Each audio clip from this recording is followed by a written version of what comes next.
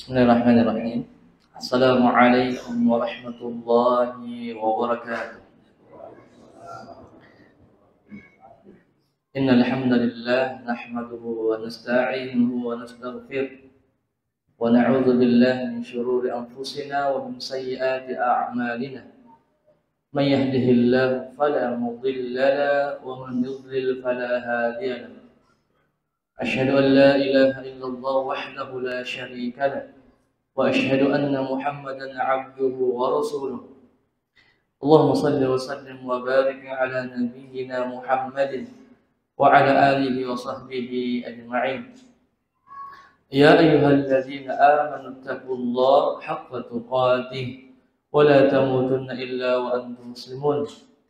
Ya ayyuhan nasu taqu rabbakum alladzi khalaqakum min nafsin wahidah وخلق منها زوجها وبث منهما رجالا كثيرا ونساء واتقوا الله الذي تساءلون به والأرحام إن الله كان عليكم رقيبا يا أيها الذين آمنوا اتقوا الله وقولوا قولا سديدا يصلح لكم أعمالكم ويغفر لكم ذنوبكم ومن يطع الله ورسوله فقد فاز فوزا عظيما وبعد فإن أصدق الحديث كتاب الله وخير الهدي هدي محمد صلى الله عليه وسلم وإن شر الأمور محدثاتها وكل محدثة بدعة وكل بدعة ضلالة وكل ضلالة في النار اللهم إنا نعوذ بك من علم لا ينفع. Ya Allah, kami semua yang hadir di tempat ini berlindung diri kepadamu dari ilmu yang tidak bermanfaat. Wa min qalbin la yakhsha, dan kami berlindung diri kepadamu ya Allah dari hati yang tidak tenang, yang tidak khusyuk. Wa min nafsin la tashba, dan kami berlindung diri kepadamu ya Allah dari jiwa yang tidak pernah merasa puas. Wa min da'watin la yustajabu laha, dan kami berlindung diri kepadamu ya Allah dari doa yang tidak Engkau ijabah. Allahumma inna nas'aluka al-ikhlas fil qawli wal 'amali. Amin Allahumma amin. Kaif halukum? Gimana kabar para jemaah? Alhamdulillah, thayyibin. Alhamdulillah, Allah mudahkan kita kembali berkumpul di salah satu rumahnya, di mana suatu hal yang sangat agung, sangat berharga, yang sangat mulia di sisi Allah Subhanahu wa taala. Saking mulianya orang yang berkumpul di antara maghrib isya, Allah Subhanahu wa taala memuji orang-orang tersebut di hadapan para malaikatnya. Dalam sebuah hadis yang datang dari Amr bin As, suatu ketika para sahabat melakukan salat maghrib berjamaah tentunya. Setelah salat maghrib, sebagian sahabat keluar kembali ke rumah dan sebagian yang lainnya tinggal di masjid untuk menunggu salat isya. Apa yang terjadi? Rasulullah SAW yang tadinya sudah kembali ke mihrabnya, ke rumahnya, ke tempat tinggalnya, segera datang bertemu dengan para sahabat yang tinggal di masjid. Saking semangatnya Nabi hendak bertemu dengan para sahabat yang tinggal di masjid, Nabi jalan cepat sampai dalam riwayat dikatakan nafas Nabi itu terengah-engah. Bahkan saking cepatnya Nabi atau inginnya Nabi sampai kepada sahabatnya, dia mengangkat sebagian sarungnya untuk bisa berjalan dengan cepat. Apa gerangan para jamaah yang ingin disampaikan Nabi SAW kepada sahabatnya yang tinggal di masjid? Ketika mendekat, Nabi mengatakan kepada sahabatnya, "Abshir, abshir. Berbahagialah kalian. Sungguh pada kesempatan ini Allah Subhanahu wa taala telah membuka satu pintu langit dari beberapa pintu langitnya. Kemudian Allah Subhanahu wa taala membanggakan kalian di hadapan para malaikatnya, disebabkan kata Rasulullah SAW dalam hadis tersebut yang disahihkan oleh Syekh Al-Albani rahimahullah, para sahabat qadau fariidatahum dia telah menyelesaikan satu kewajibannya, yaitu salat maghrib, wa yantazirunahum ukhra. Kemudian dia menunggu kewajiban yang selanjutnya, yaitu salat Isya. Maka kita niatkan para jemaah agar kita mendapatkan pujian dari Allah di hadapan para malaikatnya, dan juga kita dibanggakan oleh Allah di hadapan para malaikatnya. Mari kita meniatkan duduk kita pada kesempatan ini untuk menunggu waktu Isya. Kita niatkan untuk beriktikaf. Di hadis yang lain, bahwa sepanjang kita menunggu waktu salat di dalam masjid, selama wudhu kita tidak batal, selama kita tidak mengganggu satu sama lain, maka selama itu kita dinilai melakukan salat sunnah terus menerus sampai datangnya waktu salat yang kita nantikan. Jemaah yang dirahmati Allah Subhanahu wa taala, apa yang kita mau bahas para jemaah? Materi yang kita akan bahas adalah materi yang sudah sering kita dengarkan mungkin. Sebelumnya saya menyampaikan perasaan bahagia karena kembali saya diizinkan untuk hadir di masjid yang mulia ini, yang dirahmati Allah ini, insyaallah, beserta para jamaah yang ada di dalamnya. Yang seingat saya bulan Desember lalu kita sempat juga hadir di tempat yang sama, menyampaikan nasihat, dan alhamdulillah bini'matihi tatimmus shalihat. Allah Subhanahu wa taala kembali mempertemukan kita dalam kondisi majelis ilmu yang sama. Semoga Allah Subhanahu wa taala setelah mengumpulkan kita di rumahnya ini, di tempat ini, kita memohon kepadanya kita kembali dikumpulkan di surga Firdaus yang tertinggi di akhirat nanti. Amin Allahumma amin. Judul kajian kita malam ini tematik mengapa mesti bermanhaj salaf. Pertanyaan ini atau judul ini bermakna pertanyaan. Mengapa? Mengapa kita mesti bermanhaj salaf? Pertanyaan ini bisa ditujukan kepada dua objek. Yang pertama, orang yang memang sama sekali belum mengenal apa itu manhaj salaf. Yang kedua, orang yang mungkin yang sebelumnya sudah kenal dan sudah berpegang teguh di atasnya. Maka penjelasan ini kita akan bagi dua. Yang pertama, objek yang pertama adalah orang yang mungkin baru mengenal atau baru mendengar atau belum tahu apa itu manhaj salaf. Harus kita pahamkan dan harus kita tahu para jamaah yang dirahmati Allah Subhanahu wa taala. Karena sampai pada detik ini banyak orang masih gagal paham terkait dengan manhaj salaf. Dikiranya manhaj salaf itu adalah sebuah ormas, para jamaah. Dikiranya manhaj salaf itu seperti partai, atau sebuah aliran tertentu yang tidak tahu dari mana datangnya begitu. Yang karena pikiran seperti itu, maka dia mengatakan, saya tidak perlu tahu. Saya tidak perlu belajar tentang apa itu manhaj salaf. Mereka tidak butuh dengan penjelasan tersebut. Mereka merasa di luar dari ruang lingkup dari apa yang selama ini ulama-ulama kita sampaikan. Maka bertambahlah kejahilan di atas kejahilan. Padahal manhaj salaf secara khusus terkait dengan manhaj, Allah Subhanahu wa taala sudah terangkan dalam Al-Qur'an surah Al-Maidah ayat 48. Para jamaah dicatat. Al-Maidah ayat 48.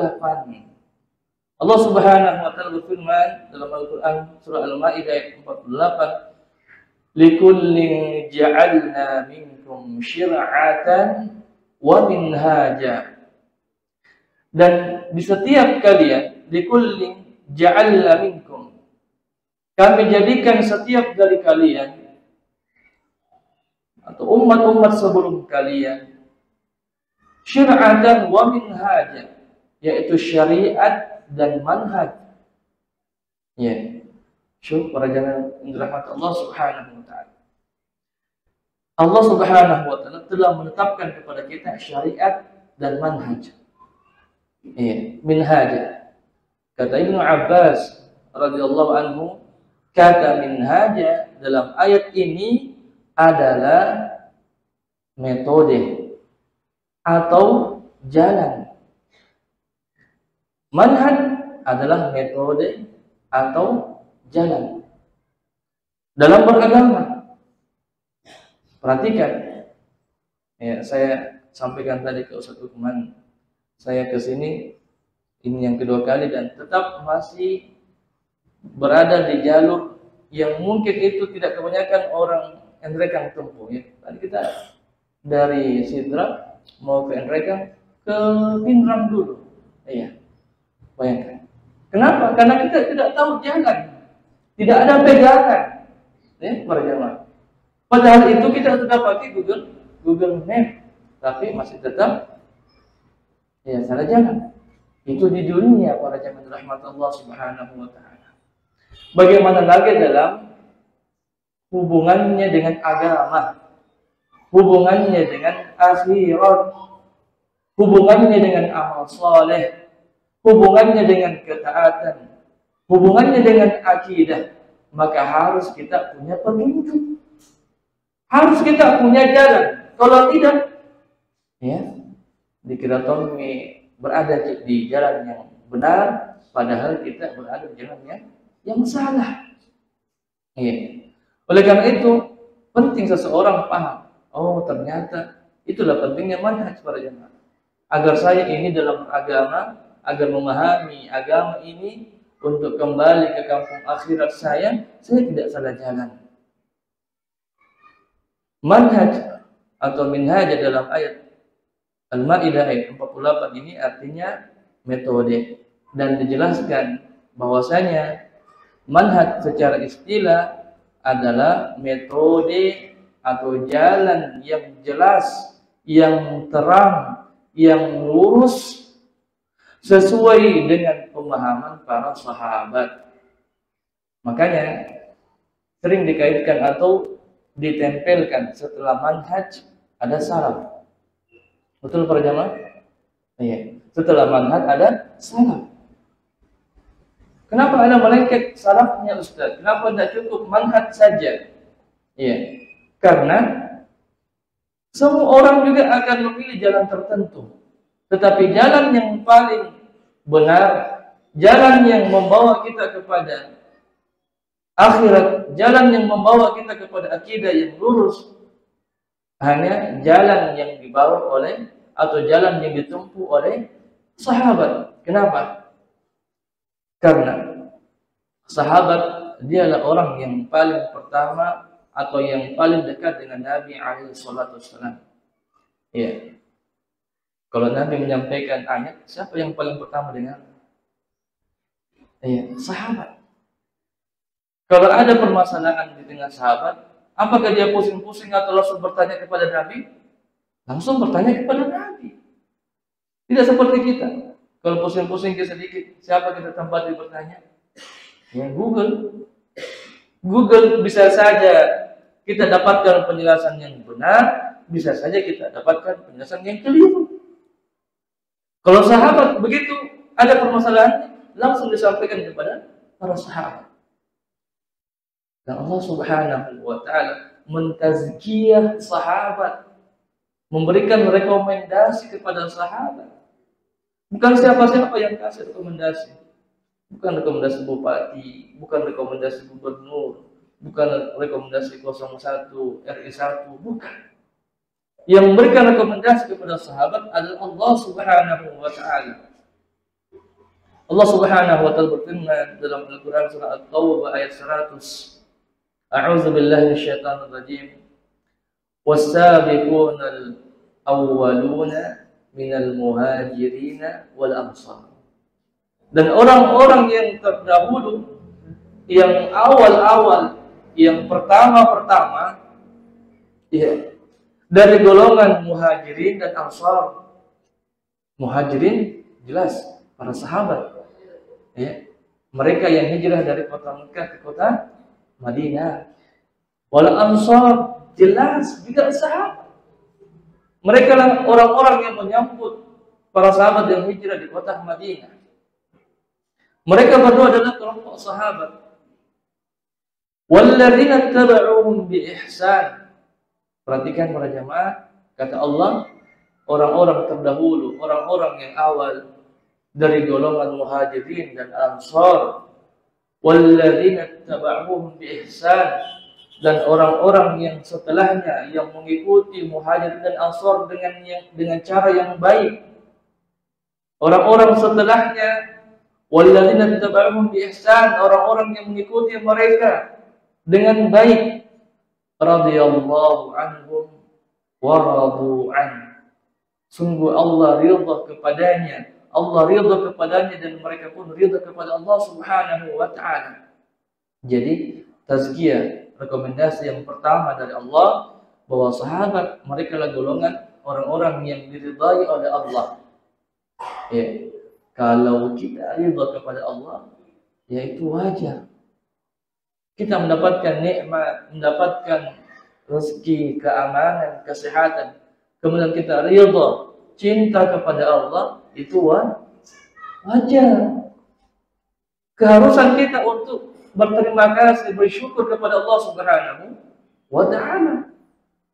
Tapi tatkala Allah yang ridha kepada kita, Allah yang cinta kepada kita, maka itu yang luar biasa. Dan sahabat sudah mendapatkan tazkiyah dari Allah bahwa saya ridha kepadanya, saya ridha kepada muhajirin, saya ridha kepada ansar. Dan yang ketiga, Allah ridha kepada orang-orang yang mengikuti muhajirin dan ansar dengan cara yang baik. Dan semua kita termasuk, ini doa, semoga kita termasuk di antaranya orang-orang yang mengikuti sahabat dengan baik.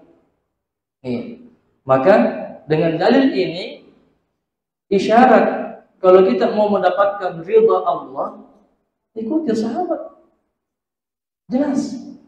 Kalau kita mau mendapatkan ridha Allah dan kita ridha kepada Allah, ikuti sahabat.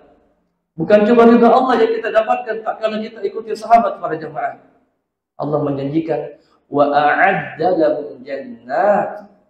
Kalau engkau mengikuti sahabat dengan baik, cara beragama sahabat engkau ikuti dengan baik, akidah sahabat engkau ikuti dengan baik, cara muamalah mereka, ibadah mereka engkau ikuti dengan baik, balasannya a'adda lahum jannat. Allah menjanjikan kepada kita syurga-syurga tajri tahtahal anhar, yang di bawah syurga itu mengalir sungai-sungai. Allahu Akbar. Bukan cuma itu, khalidina fiha, kita kekal berada di dalamnya. Zalikal fawzul azim, yang demikian itulah kemenangan yang agung. Ya. Jamaah yang dirahmati Allah Subhanahu wa taala. Ini alasan mengapa kita bermanhaj mengikuti jalan atau metodenya para sahabat. Dalil yang kedua, Allah Subhanahu wa taala berfirman para jemaah dalam Al-Qur'an surah Al-Fat ayat 29. Muhammadun Rasulullah. Muhammad itu adalah utusan Allah. Walladzina ma'ahu asyidda'u 'alal kuffar. Dan orang-orang yang bersamanya keras terhadap orang-orang kafir. Ruhama'u bainahum. Akan tetapi di sisi lain mereka berbelas kasih, saling berkasih sayang sesama sahabat yang lain. Yang dimaksudkan orang-orang yang bersamanya, orang-orang yang bersama Nabi Muhammad dalam ayat ini adalah para sahabat. Para ulama yang lain, meskipun berbeda firqah, berbeda kelompok, ya, tetap mengatakan bahwa sahabat atau manhaj yang dibawa oleh sahabat, metode yang dibawa oleh sahabat adalah metode atau jalan yang paling benar. Sebagaimana para sahabat atau ulama yang lain dari berbagai firqah pun mengatakan demikian, mengakui bahwa yang dimaksudkan dengan salaf adalah para sahabat. Taruh misalnya Al-Imam Al-Ghazali rahimahullah taala. Beliau berkata bahwa definisi salaf yang dimaksudkan di situ adalah sahabat. Zaman rahmat Allah Subhanahu wa taala. Jadi sekarang kita paham apa itu manhaj, metode dan atau jalan. Kemudian apa itu salaf? Mereka adalah sahabat. Jika dipadukan atau digabungkan, maka jalan atau metodenya para sahabat. Kalau kita tadi bertanya, kenapa kita mengikuti? Karena mereka sudah mendapatkan tazkiyah dari Allah Subhanahu wa taala. Yang kedua, karena mereka adalah sebaik-baik manusia. Sebaik-baik manusia. Kalau kita ditanya di sini, ya, siapa yang paling berhak imam? Ya, pasti yang paling banyak hafalannya, atau usianya yang lebih tinggi, atau mungkin yang lebih paham ilmu agama. Ya. Sebaik-baik orang yang ada di sini yang kita angkat menjadi imam. Maka demikian juga mengapa kita mengangkat sahabat sebagai qudwah? Karena mereka adalah sebaik-baik manusia. Dan ini bukan statement siapa, bukan perkataan siapa, tapi Rasulullah Muhammad alaihi salatu wassalam yang langsung mengatakan bahwa khairun nasi qarni, sebaik-baik manusia yang hidup di zamanku. Siapa yang hidup di zaman Nabi? Sahabat. Iya. Perjamuan rahmat Allah Subhanahu wa taala. Sahabat itu adalah orang yang hidup di zaman Nabi, beriman kepada apa yang dibawa oleh Nabi, dan wafat dalam kondisi di atas keimanannya. Ya, ini perlu juga kita paham. Karena di zamannya Nabi banyak juga orang-orang yang tidak beriman kepada Allah. Mereka bukan sahabat Nabi. Ya, ada Abu Jahal, ya, hidup di zaman Nabi. Sahabatnya Nabi? Bukan. Abu Lahab bertemu dengan Nabi. Sahabatnya Nabi? Bukan. Karena mereka tidak beriman kepada apa yang dibawa oleh Nabi alaihi salatu wasallam. Namun yang dimasukkan di sini adalah orang yang hidup di zaman Nabi adalah sahabat yang beriman atas apa yang dibawa oleh Nabi dan wafat dalam kondisi di atas keimanannya. Kata Rasulullah, khairun nasi qarni, sebaik-baik manusia yang hidup di zamanku. Kemudian kata Rasulullah, summal ladzina yalunahum, summal ladzina yalunahum. Kemudian orang yang terbaik selanjutnya adalah orang yang hidup setelah zamannya sahabat. Kemudian orang yang baik selanjutnya orang yang hidup setelah zamannya lagi. Ya, ulama menjelaskan di situ 3 generasi, yaitu sahabat, tabi'in, tabi'ut tabi'in. Ya, disilahkan dengan al-qurun al-mufaddalah, zaman-zaman keemasan. Di mana pada zaman keemasan tersebut, 3 generasi tersebut, fitnah tidak sebanyak hari ini. Ya. Musibah-musibah, penyimpangan-penyimpangan tidak sebanyak seperti hari ini. Mereka masih dekat dengan zaman Nabi alaihi salatu wasallam. Mereka masih bertemu dengan muridnya Nabi alaihi salatu wasallam. Mereka masih bertemu dengan muridnya sahabat. Oleh karena itu, pada zaman keemasan tersebut, agama Islam masih terjaga dengan baiknya. Oleh karena itu kata Rasulullah, khairun nasi qarni, sebaik-baik ya manusia yang hidup di zamanku, kemudian orang yang hidup setelahnya lagi, kemudian orang yang hidup setelahnya lagi. Jemaah rahmat Allah Subhanahu wa taala. Sekarang saya mau memperuncing lagi, ya, menambah dalil-dalil mengapa kita mesti mengikuti sahabat. Ya. Karena sebagian manusia juga memiliki dalil, ya.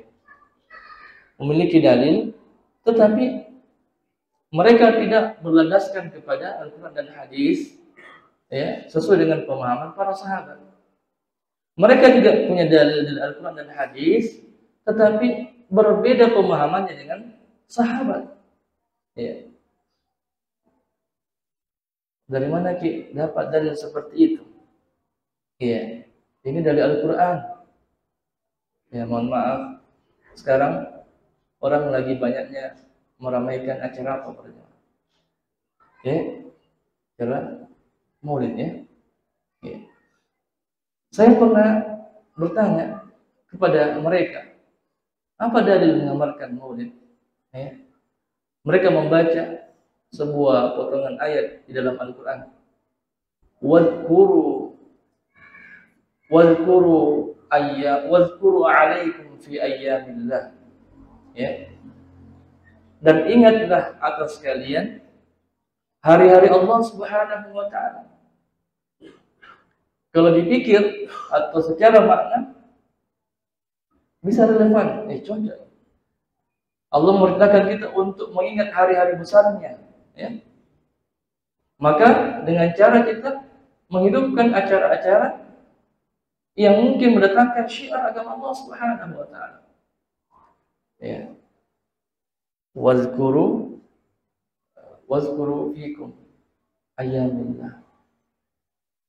Ayat ini kalau kita lihat ya, surah Ibrahim. Ayat ini para jamaah, kalau kita lihat sebab nuzulnya, sebab turunnya, Allah Subhanahu wa taala memerintahkan kepada Bani Israel. Ya, kita tahu itu Bani Israel para jamaah. Dia orangnya itu banyak membangkang atas perintah Allah Subhanahu wa taala. Padahal banyak sekali nikmat yang diberikan kepadanya. Ya, tahukah kita nabi-nabi sebelumnya semua datang dari Bani Israel, semua keturunan Bani Israel, ya. Banyak sekali nikmat yang diberikan kepadanya, keamanan, ya, rezeki, ketentraman, diutus nabi di tengahnya. Banyak sekali nikmat yang diberikan kepadanya. Namun ketika datang Muhammad alaihi salatu wassalam, dia tidak beriman kepada apa yang dibawa oleh Rasulullah alaihi salatu wassalam. Maka Allah menegurnya, wahai Bani Israel, ingat-ingat hari di mana saya memberikan nikmat kepadamu. Ya. Ini terjemahan dan ini penjelasan dari sahabat radhiyallahu anhum ajma'in. Bukan penjelasan ayat tersebut dijelaskan sesuai dengan keinginan kita.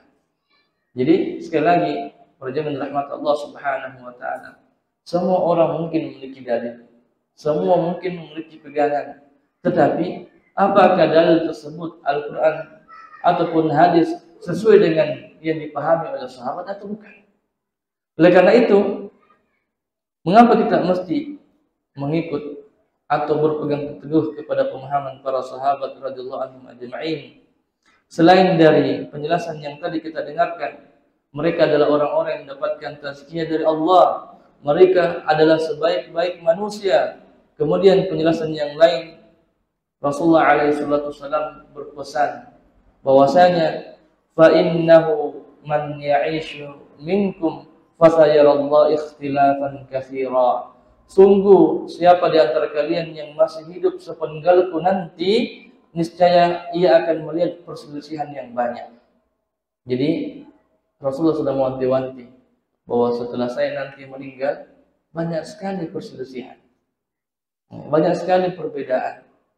Kemudian kata Rasulullah SAW, fa'alaikum bisunnati, maka hendaklah kalian berpegang teguh dengan sunnahku, wa sunnatil khulafa'ir rasyidin al-mahdiyyin, dan hendaklah kalian berpegang teguh kepada sunnah khulafa'ur rasyidin yang mendapatkan petunjuk.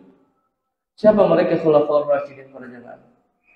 Abu Bakar, Umar, Utsman, Ali. Mereka adalah golongan sahabat. Kata Rasulullah, berpegang teguhlah kepada sunnah para khulafa'ur rasyidin yang mendapatkan petunjuk kepada sahabatku. Kemudian kata Rasulullah berpesan, "Abdu 'alaiha bin nawajid." Gigitlah sunnah tersebut dengan gigi geraham kalian. Kita disuruh berpegang teguh kepada sunnah Rasulullah alaihi salatu wassalam dan sunnah yang dibawa oleh para sahabat, terkhusus khulafa'ur rasyidin. Ya. Dan kita dianjurkan untuk berpegang teguh kepada sunnah mereka. Bahkan kita dinasihatkan untuk gigitlah kuat-kuat sunnah mereka. Kemudian dikatakan, wa iyyakum muhdatsatil umur, dan hati-hatilah kalian dalam perkara yang baru atau perkara yang diadakan. Fa inna kulla bid'atin dhalalah, karena sungguh perkara yang baru itu adalah perkara yang sesat.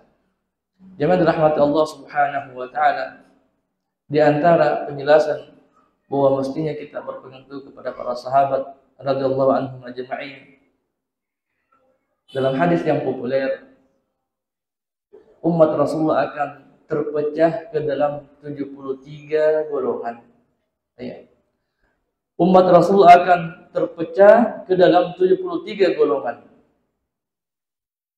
Kata Rasulullah alaihi wasallam, "Ala inna min qablikum, ala inna man qablakum min ahli al-kitab iftaraku ala 72 millatan.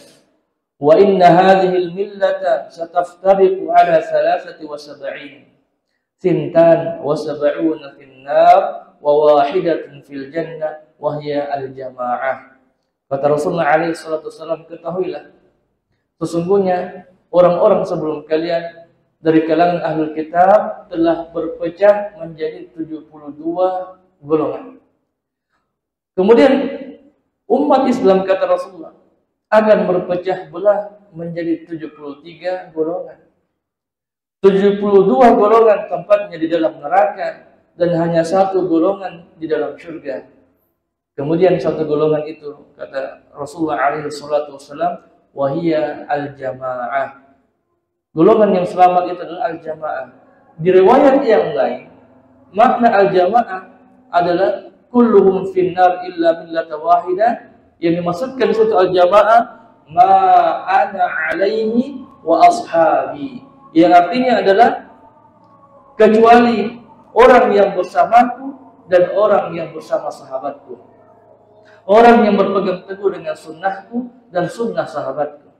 Orang yang mengikuti tata cara agamaku dan orang yang mengikuti sahabat tata cara agama sahabatku. Orang yang mengikuti akidahku dan orang yang mengikuti akidah para sahabatku. Mereka itulah orang-orang yang akan mendapatkan keselamatan di dunia dan di akhirat. Jangan dirahmati Allah Subhanahu wa taala.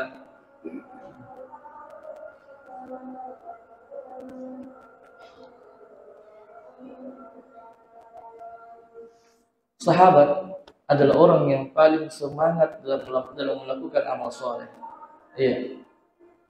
Kalau ada kebaikan yang disampaikan oleh Nabi, sahabat yang paling pertama mengamalkannya. Ketika ada wahyu yang turun, sahabat yang paling pertama mendengarkan wahyu tersebut.